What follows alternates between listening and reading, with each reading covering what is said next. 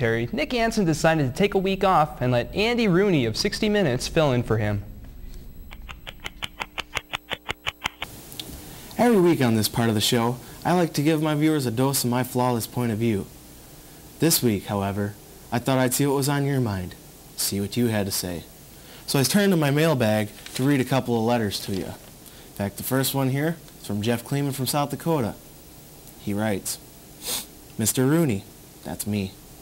I went to an amusement park recently and had to wear platform shoes to meet the minimum height requirement for the roller coasters.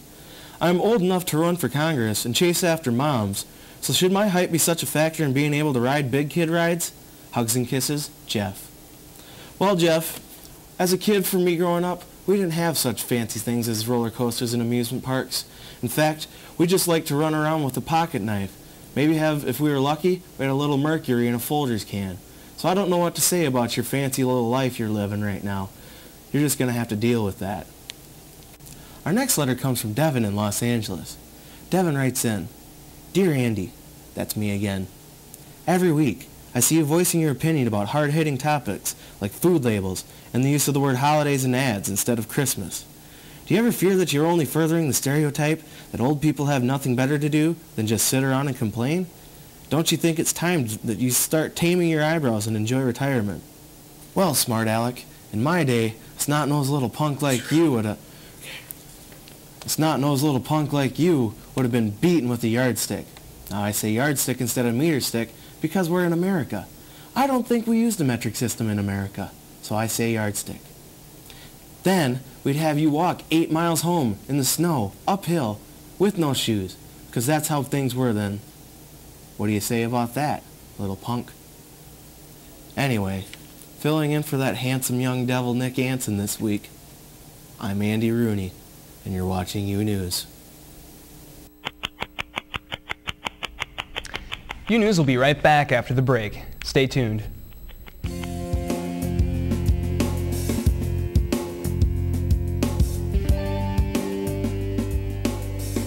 USD's Residence Hall Government Association and National Residence Hall Honorary are two student organizations that exist to improve the quality of the residence halls, host campus-wide events, and organize service projects in the Vermilion community. Meetings for both organizations are held weekly. To get involved, email rha@usd.edu or nrhh@gmail.com. You're listening to U Radio 91.1. So what do you think? I really like this new logo. 4, 3. Good evening and welcome to U News Live at 5. Can you make these corrections, please? Involve students, inform professionals, contemporary media and journalism at USD. Get involved.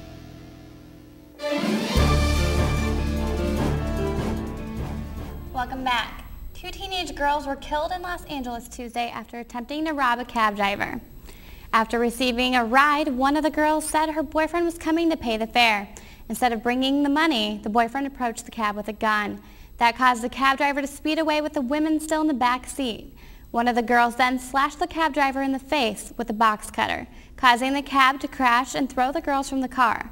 The driver is in the hospital recovering from minor injuries. In a recap of our top stories tonight, Dance Marathon raised over $31,000 for Children's Miracle Network last weekend. And graduation is right around the corner. Seniors are looking for their first job. Coming up next week, one stable presence in the Greek life community is leaving the university after the semester. And the football team's spring game is next week. But how's the season looking for the fall? These stories and more on next week's show. That's all for tonight's edition of U News. We hope you have a good night. And a great week. We'll see you next time.